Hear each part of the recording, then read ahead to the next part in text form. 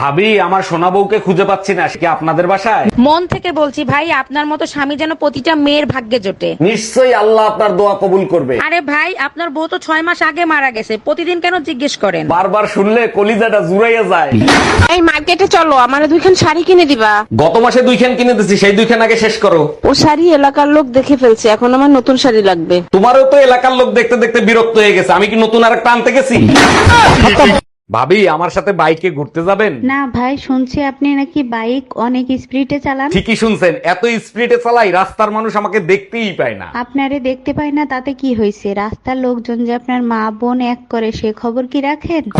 টুম্পা, শীতের সিজন আসছে, পিঠা বানায় খাওয়াবো না? অবশ্যই খাবো, চালের গুঁড়া কিনে নিয়ে আইসো। জানো, আমাদের নানি দাদিরা ঢেকিতে চাল কুটে পিঠা বানাতো, তুমি পারো না? তোমার নানি দাদির থেকে ভালো কুটতে পারি। আরে তাই নাকি? তাহলে কুটে দেখাও। পরে তো আবার বলবা পুরুষ নির্যাতন করি। এই শুনছো? না, আমি কানে শুনি না। আমি কেন? আমার বাপ দাদা 14 গোষ্ঠীরও কেউ কানে শুনি না, কিন্তু আমি যদি কিছু বলি তোর বংশ সবাই শুনে, তোর বাপ শুনে, তোর মা শুনে, তোর ভাই শুনে, তোর বোন শুনে, এমনকি তোর বাসার কুত্তারা পর্যন্ত শুনে, শুধু আমি শুনি না। আজকের পর থেকে আমার যদি তুই মার্কেটে নিতে চাস, তো ঠ্যাং ভেঙে হাতে ধরাই দেবো। আরে অরুণ ভাই, কি হয়েছে? ভাবিরে বকতেছেন কেন? শীতের মার্কেট করে দেবে বলে মার্কেটে নিয়ে গেছিল। এ তো খুব ভালো কথা, এর জন্য আপনি ভাবির উপরে রাগ করবেন? রাগ করবো না, চুম্মা দেবো। পার্স দিয়ে বুকের ভিতর দিয়ে টাকা বের করে দিচ্ছে।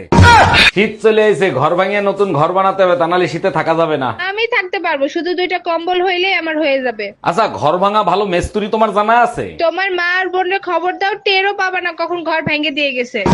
আরে ভাবি, কি হয়েছে? মন খারাপ কেন? আরে ভাই বইলেন না, আমার মাকে খুঁজে পাওয়া যাচ্ছে না। বলেন কি? তা কার সাথে পালাইছে? থাক ভাই, আপনি শুনেন না, আপনি সহ্য করতে পারবেন না। আপনি শুধু একবার নাম বলেন, ওর গোষ্ঠী ধুয়ে উদ্ধার করে দেবো। তোর বাপের সাথে পালাইছে। ভাই চলো, তোমার মায়ের কাছে যাব। আর কাছে তুমি কিসের জন্য যাবা? একমাত্র সেই বলতে পারবে কি করলে তোমার লজ্জা হবে। দেখো, আজকে কিন্তু আমি কিছু করি নাই। পাশের বাড়ির ভাবির চায়ের মধ্যে তুমি তাবিজ দিছো কেন? তারে তুমি বশ করতে চাও? ওইটা তাবিজ ছিল না, ওইটা টিব্যাগ ছিল, গাধা একটা। এই ঘরে এসি লাগানো ছিল, এসি গেল কোথায়? এসির কিস্তি দেয় নাই, তাই এসি খুলে নিয়ে চলে গেছে। কিস্তি দাও নাই কেন? প্রতি মাসে দিয়ে তুমি আমার কাছ থেকে কিস্তির টাকা নিতা। নিয়ে গেছে, ভালো হয়েছে। শীতের দিনে এসি দিয়ে কি করবা? গরম আসলে আর একটা কিস্তিতে এসি আনবো। আজকে টুম্পা ভাবিরে যা লাগতেছিল না, সেই। জানো, আজকাল তোমাকে একদম সহ্য করতে পারি না। সহ্যই যখন করতে পারো না, তা আল্লাহ রাস্তা ছাইড়ে দাও না কেন আমারে? এত কষ্ট করে গাধা পিটাই মানুষ করছি কি আরেকজনকে দেওয়ার জন্য?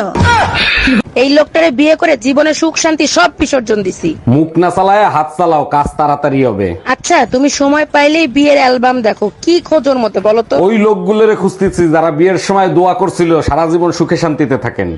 অরুণ ভাই, আপনি তো ভাবিকে অনেক ভয় পান। ভাবির উপর মেজাজ খারাপ হইলে তখন আপনি কি করেন? বউয়ের উপর মেজাজ খারাপ হইলে কখনো কিছু বলি না, শুধু 4-5 কেজি চিংড়ি মাছ এনে কুটতে দেই।